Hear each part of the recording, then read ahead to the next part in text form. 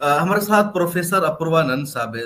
अपूर्वानंद साहब, जैसा कि अहमदुल्ला सिद्दीकी साहब ने आखिर में कहा कि इसे स्टेट डिपार्टमेंट से जोड़ा गया है। अमेरिका में जो इस्लामोफोबिया है उसका इसमें कोई तस्करा ही नहीं है। तो यहाँ भी अमेरिका एक तरह से वही सियासत कर रहा है जैसे और मामलों में करता है, दुनिया के दूसरे मुल्कों को दबाने के एक हद तक मैं इस बात से सहमत हूँ, लेकिन शायद यह एक तरीका भी है क्योंकि अमेरिका को इस बात का गुमान है कि वो दुनिया भर का मॉनिटर है और दुनिया भर में जो मानवाधिकारों का उल्लंघन होता है वो उस पर निगरानी कर सकता है, उनकी तंबीह कर सकता है वगैरह वगैरह। हालांकि वो दुनिया भर के मुल्कों पर बम भी गिरा सकता है और वह भी झूठ बोलकर, और मुल्कों को तबाह कर सकता है। तो अगर दुनिया का कोई सबसे बड़ा मानवाधिकार का उल्लंघन करने वाला देश है तो वो अमेरिका ही है। लेकिन यह एक बात है। दूसरी बात यह है कि हम इसको नज़रअंदाज नहीं कर सकते कि अमेरिका में मुसलमानों के खिलाफ नफरत हद से ज़्यादा बढ़ चुकी है। डोनाल्ड ट्रंप का वक्त एक वजह रहा है उसकी, क्योंकि डोनाल्ड ट्रंप ने खुद इस चीज़ में काफ़ी लोगों को उत्साहित किया। लेकिन दूसरी बात, आम अमरीकियों के बीच एक मुसलमानों के को लेकर नफरत है और शक शुबा है। उसका शिकार कई बार हिंदू भी हो जाते हैं। कुछ हिंदू भी मारे गए हैं जो मुसलमान समझे गए और उन पर हमला मुसलमानों के खिलाफ नारा लगाते हुए किया गया। तो यह बात हिंदुस्तान के हिंदुओं को भी समझनी चाहिए कि इस्लामोफोबिया के शिकार वो भी हो सकते हैं अगर वो दुनिया के दूसरे मुल्कों में जाएं। लेकिन यह कदम अमेरिका के लिए एक आगे बढ़ा हुआ कदम है, क्योंकि कम से कम उन्होंने इस बात को कबूल किया है कि इस्लामोफोबिया नाम की एक चीज है।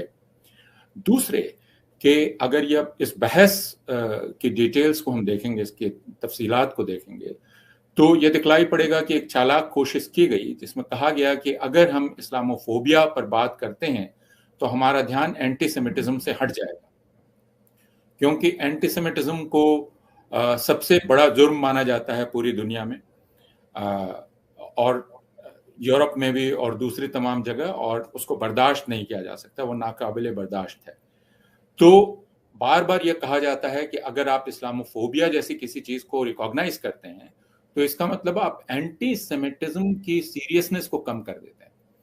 लेकिन इस बात से कि बहुत तसल्ली है कि कई जो यहूदी डेमोक्रेट हैं उन्होंने आगे बढ़कर यह कहा कि ऐसा कुछ नहीं है, और अगर इस्लामोफोबिया को लेकर हम यह कदम उठाते हैं तो इससे एंटी सेमिटिज्म के प्रति गंभीरता में कोई कमी नहीं आती है। तो हमें देखना चाहिए कि एंटी सेमिटिज्म को 1945 के बाद यूरोप ने और पूरी दुनिया ने कितनी गंभीरता से लिया, और उस वजह से सचमुच उस पर काबू किया जा सका है। उसको कुछ हद तक, कम से कम सरकारें उसके बारे में बहुत गंभीर हैं। लेकिन अगर आप इस्लामोफोबिया को रिकॉग्नाइज ही नहीं करेंगे एक जुर्म के तौर पर, या सिर्फ जुर्म नहीं, ये कि आप अगर इस्लामोफोब हैं तो दरअसल आप सिविलाइज्ड शख्स नहीं हैं।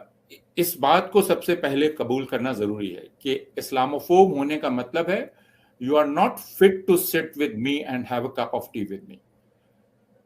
ये यानी यह उसी हद तक नाकाबिले बर्दाश्त है। और इल्हान उमर ने जब बिल पेश किया तो उन्होंने दुनिया के कई मुल्कों का नाम लिया, जिसमें हिंदुस्तान का नाम भी था, चीन का नाम भी था, जहां इस्लामोफोबिया बहुत तेजी से बढ़ रहा है, और इसलिए उसकी वजह बतलाई। तो ये जरूर है कि अमेरिका जैसे निगरानी करने वाला खुद को मानता है पूरी दुनिया का, तो उसी स्पिरिट में वो एक मॉनिटर स्टैब्लिश करना चाहता है, लेकिन पहले उसको अपने यहाँ मॉनिटरिंग करनी पड़ेगी। और जैसा सिद्दीकी साहब ने कहा, डॉक्टर सिद्दीकी साहब ने, कि उसकी जो पुलिस फोर्स है उसके भीतर जो इस्लामोफोबिया है उसको भी उसे एड्रेस करना पड़ेगा। उसका जो पूरा स्ट्रक्चर है, स्टेट एपरेटस है, उसमें इस्लामोफोबिया को उसको एड्रेस करना पड़ेगा। समाज में इस्लामोफोबिया को एड्रेस करना एक दूसरी सतह है, और उसमें आपको बहुत लंबा कल्चरल और एजुकेशनल एफर्ट करना है। लेकिन उसके इंतजार में स्टेट एपरेटस नहीं बैठा रह सकता। आपको पहले इसे क्राइम के तौर पर रिकॉग्नाइज करना पड़ेगा ताकि समाज को यह मालूम हो सके। जैसे हिंदुस्तान में शेड्यूल कास्ट और शेड्यूल ट्राइब, हम जानते हैं कि इनके खिलाफ जो नफरत है और इनको छोटा समझने की जो आदत है वो अभी तक गई नहीं है, लेकिन हमें मालूम है कि स्टेट एपरेटस इसको एक जोन के तौर पर रिकॉग्नाइज करता है। तो आपको पता है कि अगर आपने इसका इजहार किया, आपके मन में जो गंदगी बैठी हुई है, अगर उसको आपने बाहर निकाला तो आप मुजरिम करार दिए जाएंगे। दिल में जो बैठा है उसको तो निकाला नहीं जा सकता, लेकिन मैं इसकी इजाजत नहीं दे सकता कि आपके दिल में जो बैठा है उसको आप वायलेंस के तौर पर मुझ पर जाहिर करें। यही काम स्टेट का है और यही काम अभी अमेरिकी कांग्रेस में किया जा रहा है और मुझे लगता है बाकी मुल्कों को भी देखना चाहिए। मैं सिर्फ यह कह के अपनी बात खत्म करना चाहता हूं और शायद आगे हम चर्चा करेंगे कि इंग्लैंड में, ग्रेट ब्रिटेन में इसकी एक बहुत गंभीर कोशिश चल रही है इस्लामोफोबिया को रिकॉग्नाइज करने की, पार्लियामेंट के सतह पर वहां की, और हमें उसको भी ध्यान में लाना चाहिए। मर्दाना कमजोरी और उससे मुत्तालिक तमाम परेशानियों के इलाज का मरकज सनशाइन हर्बल जड़ी बूटियों से तैयार करदा आयुर्वेदिक दवा। फोन करके अपने घर मंगवाएं। डिलीवरी के बाद ऑनलाइन और कैश दोनों तरह कर सकते हैं पेमेंट। हमारी वीडियोस देखने के लिए बेहद शुक्रिया। मिल्लत टाइम्स की खबरें पढ़ने, सुनने और देखने के लिए गूगल प्ले स्टोर से ऐप डाउनलोड करें। यहां आप उंगली की क्लिक में पढ़ सकते हैं 4 जबानों में न्यूज़, उर्दू, हिंदी, अंग्रेजी, बांग्ला। आप ऐप पर मिल्लत टाइम्स की वीडियोस भी देख सकते हैं। अगर आप YouTube पर देख रहे हैं तो रेड बटन को दबाकर चैनल को सब्सक्राइब करें और बेल आइकन जरूर दबाएं। फेसबुक पर देख रहे हैं तो पेज को लाइक और फॉलो जरूर करें। ट्विटर और इंस्टाग्राम पर भी मिल्लत टाइम्स को फॉलो करें। मिल्लत टाइम्स की स्टोरीज हासिल करने के लिए टेलीग्राम और व्हाट्सएप पर बराह रास्त हमारे साथ जुड़ सकते हैं। हमारे काम से आप मुतमईन हैं तो इसे जारी रखने और मजबूत बनाने के लिए हमें सपोर्ट करें।